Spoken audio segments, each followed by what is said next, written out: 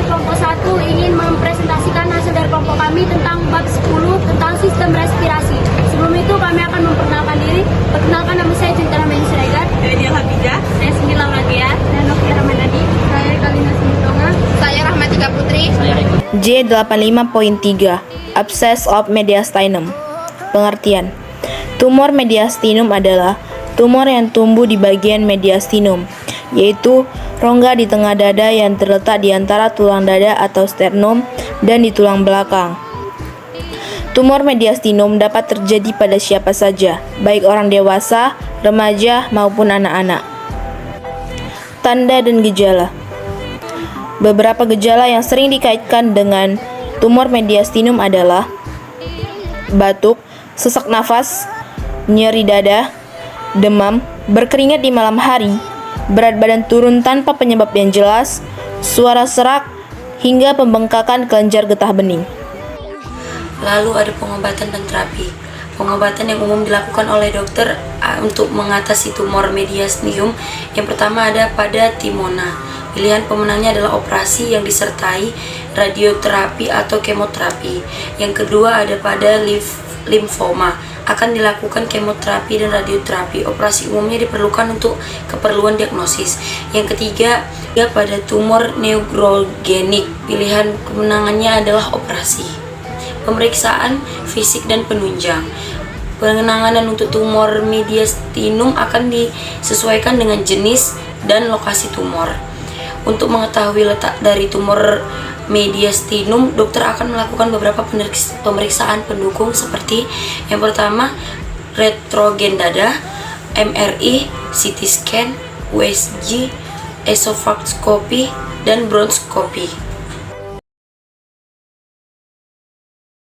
Abscess of mediastinum dengan kode J85.3 halaman 20. ICD volume 1 dengan letem J85 absence of lung and mediastinum. Absence of mediastinum dengan kode J85.3 halaman 487. Kemudian kita cari tindakannya di ICD 9 dengan letem B, bronkoskopi dengan kode 33.23, dan kita cari pembuktiannya di halaman paling depan. Kita cari kode 33.23 other bronchoscopy. J93.8 pneumotoraks. Pengertian pneumotoraks adalah kondisi ketika udara terkumpul di rongga pleura, yaitu di ruangan di antara paru-paru dan dinding dada.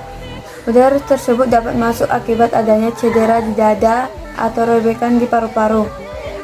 Akibatnya paru-paru jadi mengempis, kolaps, dan tidak bisa mengembang. Tanda dan gejala. Peningkatan tekanan udara di dalam pleura akan menghalangi paru-paru untuk mengembang saat menarik napas. Akibatnya dapat munculnya gejala berupa sesak napas, nyeri dada atau bau seperti tertusuk yang memburuk ketika menarik napas panjang atau batuk, keringat dingin, warna kulit kebiruan, jantung berdebar, lemas, batuk. Pengobatan dan terapi. Pengobatan pneumotoraks bertujuan untuk mengurangi tekanan di paru-paru agar paru-paru bisa mengembang dengan baik dan untuk mencegah kambuhnya penyakit ini. Metode penanganan yang akan dipilih dokter tergantung pada tingkat keparahan dan kondisi pasien. Berikut ini adalah beberapa metode penanganan yang dapat digunakan untuk menangani pneumotoraks. 1. Pemantauan atau observasi. Pemantauan dilakukan dengan menjalankan foto retrogen secara berkala sampai paru-paru pasien bisa mengembang kembali. Dokter juga akan memberikan oksigen jika pasien sulit bernapas atau kadar oksigen di dalam tubuhnya menurun. Kedua, aspirasi jarum atau pemasangan selang dada. Aspirasi jarum yaitu dengan menusukkan jarum ke dalam dada pasien, dilakukan dengan memasukkan selang melalui sayatan di sela-sela tulang dada sehingga udara bisa keluar masuk selang tersebut. 3. Operasi. Operasi dilakukan jika metode penanganan lain tidak efektif atau pneumotoraks kembali kambuh. Operasi dilakukan untuk memperbaiki bagian paru-paru yang bocor. Pemeriksaan fisik dan penunjang. Pemeriksaan fisik yaitu dengan mendengarkan suara di dada pasien, menggunakan stetoskop, serta melakukan pemeriksaan tekanan darah. Selain itu, untuk memastikan diagnosis, dokter akan melakukan pemeriksaan dengan 1. Analisis gas darah arteri untuk mengukur kadar oksigen di dalam darah pasien. Kedua, pemindaian dengan USG, retrogen dada atau CT scan untuk mendapatkan gambar kondisi paru-paru pasien. Kita buka ICD-10 volume 3 dengan latem pneumotoraks dengan kode J93.9 halaman 520.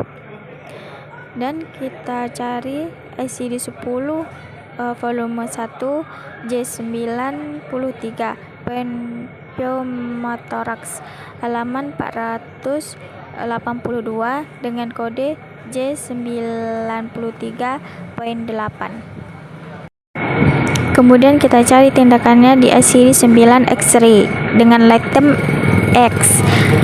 X-ray chest atau retina dengan kode 87.44 halaman 470. Dan kita cari pembuktiannya di halaman paling depan ICD-9 dengan kode 47.44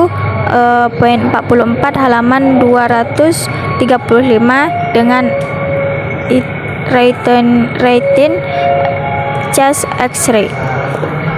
Hemotoraks. Pengertian hemotoraks adalah kondisi berkumpulnya darah dan rongga paru yang disebut dengan pleura, yaitu antara dinding paru-paru dan dada. Tanda dan gejala: rasa sakit, perasaan berat di dada, perasaan cemas atau gugup, dispnea atau kesulitan bernapas dengan cepat, detak jantung tidak normal, berkeringat dingin. Pengobatan dan terapi.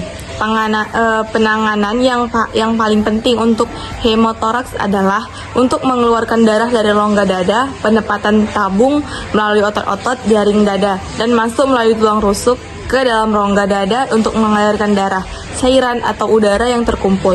Prosedur ini disebut torasintesis dan toracotomi. Pemeriksaan fisik atau penunjang. CT scan dan menunjukkan struktur di sekitar dada dan paru-paru sehingga dokter dapat melihat adanya kelainan. Yang kedua, röntgen. Jika Anda mengalami patah tulang atau cedera di bagian dada atau perut lainnya. Kita buka ICD-10 volume 3 dengan latem H hematoraks dengan kode J94.2 halaman 316. Terus kita buka ICD-10 volume 1 dengan kode J94.2 hematoraks halaman 482. Dan kita cari tindakannya di ICD-9 dengan latem temorapi dengan kode 87.42 halaman 460. Dan pembuktiannya ICD-9 di halaman paling depan dengan kode 87.42 halaman 234 dengan other tomography of thorax.